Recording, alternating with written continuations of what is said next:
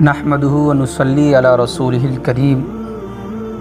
دوستو، آج ہم ایسی شخصیت کا ذکر کرنے جا رہے ہیں جن کے صدقے میں ہم کو جان ملی، ایمان ملا، جن کے صدقے میں ہم کو پورا کا پورا وجود ملا، یا اللہ کی نعمتیں ملی، قرآن ملا، والدین جیسی پیاری نعمت اسی ذات کے صدقے میں ملی۔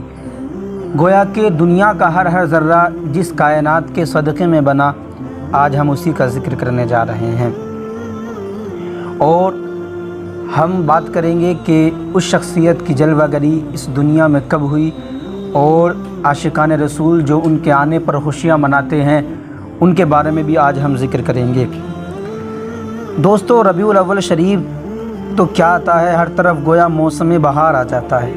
اللہ کریم کے پیارے پیارے آخری نبی مکی مدنی محمد عربی صلی اللہ علیہ وسلم کے دیوانوں میں خوشی کی لہر دوڑ جاتی ہے۔ بوڑھا ہو یا جوان، ہر حقیقی عاشق رسول مسلمان گویا دل کی زبان سے بول اٹھتا ہے، نثار تیری چہل پہل پر ہزار عیدیں ربیع الاول، سوائے ابلیس کے جہاں میں سبھی تو خوشیاں منا رہے ہیں۔ جب دنیا میں ہر طرف کفر و شرک اور ظلم و زیادتی کا اندھیرا چھا گیا، 12 ربیع الاول شریف کو مکہ پاک میں حضرت بی بی آمنہ رضی اللہ تعالی عنہا کے مبارک مکان سے ایک ایسا نور چمکا جس نے سارے عالم کو جگمگ جگمگ کر دیا۔ روتی ہوئی انسانیت کی آنکھ جن کی طرف لگی ہوئی تھی، وہ اللہ پاک کے آخری نبی محمد الرسول اللہ صلی اللہ علیہ وسلم تمام جہانوں کے لیے رحمت بن کر دنیا میں تشریف لائے۔ مبارک ہو کہ ختم المرسلین تشریف لے آئے، جناب رحمت للعالمین تشریف لے آئے۔ دوستو، رحمت عالم صلی اللہ علیہ وسلم نے 12 ربیع الاول شریف کو صبح صادق کے وقت دنیا میں تشریف لا کر بے سہاروں، غم کے ماروں، دکھیاروں اور درد کے ماروں کو سہارا دے دیا، اور جو ٹھوکریں در در کی کھا رہے تھے ان بیچاروں کو شام غریمہ کو ان کی صبح بہارا بنا دیا۔ مسلمانوں، صبح بہارا مبارک ہو، وہ برسات انوار سرکار آئے ہیں۔ 12 ربیع الاول شریف کو نور والے آقا صلی اللہ علیہ وسلم کی دنیا میں جلوہ گری ہوتے ہی کفر و ظلمت کے بادل چھٹ گئے۔ شاہ ایرا کسریٰ کے محل پر زلزلہ آیا اور محل کے 14 کنگرے گر گئے۔ ایران کے آتش کدے، یعنی وہ مکان جہاں آگ کی پوجا کی جاتی تھی، آگ بجھ گئی جو 1000 سال سے جل رہی تھی اور کبھی نہ بجھی تھی۔ دریائے ساوا خشک ہو گیا، بت سر کے بل گر پڑے اور کعبے کو وجد آ گیا۔ تیری آمد تھی کہ بیت اللہ مجرے کو جھکا، تیری ہیبت تھی کہ ہر بت تھر تھرا کے گر گیا۔ حضور اکرم صلی اللہ علیہ وسلم جہاں میں فضل و رحمت بن کر تشریف لائے، اور یقیناً اللہ پاک کی رحمت نازل ہونے کا دن خوشی و مسرت کا دن ہوتا ہے۔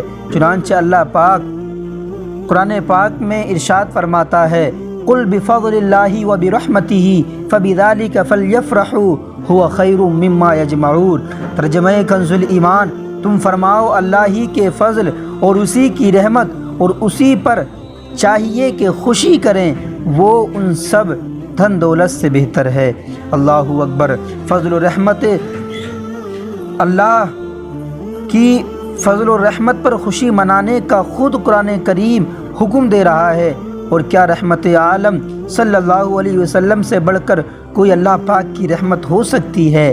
دیکھیے مقدس قرآن پاک سورۃ الانبیاء میں صاف صاف اعلان کر رہا ہے، وما ارسلناک الا رحمۃ للعالمین، اور ہم نے تمہیں نہ بھیجا مگر رحمت بنا کر۔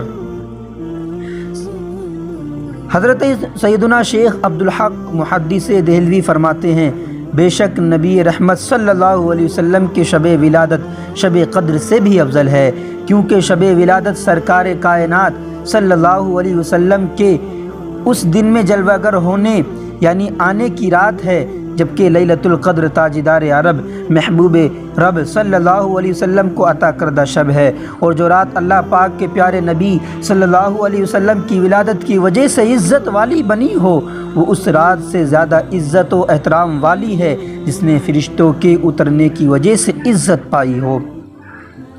الحمدللہ 12 ربیع الاول شریف مسلمانوں کے لیے عیدوں کی بھی عید ہے۔ یقیناً حضور انور صلی اللہ علیہ وسلم جہاں میں شاہ بحر و بر یعنی زمین و سمندر کے بادشاہ بن کر جلوہ گر یعنی ظاہر ہوئے، اور اگر حضور صلی اللہ علیہ وسلم نہ آتے تو کوئی عید ہوتی، نہ کوئی شب برات ہوتی، بلکہ کون و مکان کی ساری رونق و روشن اس جہاں رحمت عالمیان صلی اللہ علیہ وسلم کے قدموں کی دھول کا صدقہ ہے۔ کسی نے بہت خوب کہا تھا، وہ جو نہ تھے تو کچھ نہ تھا، وہ جو نہ ہوں تو کچھ نہ ہو، جان ہے وہ جہان کی، ارے جان ہے تو جہان ہے۔ جب ابو لہب مر گیا تو اس کے بعض گھر والوں نے اسے خواب میں برے حال میں دیکھا۔ پوچھا مرنے کے بعد کیا معاملہ ہوا؟ بولا تم سے جدا ہو کر مجھے کوئی بھلائی نصیب نہ ہوئی۔ پھر اپنے انگوٹھے کے نیچے موجود سوراخ کی طرف اشارہ کرتے ہوئے کہنے لگا، سوائے اس سے مجھے پانی پلا دیا جاتا ہے، کیونکہ میں نے صوبیہ لونڈی کو آزاد کیا تھا، بس اسی کی بدولت مجھے یہ آسانی مل جاتی ہے۔ اے عاشقان میلاد، دھوم دھام سے عید میلاد منائے کہ جب ابو لہب جیسے کافر کو بھی ولادت کی خوشی کرنے پر فائدہ پہنچا تو ہم تو الحمدللہ مسلمان ہیں۔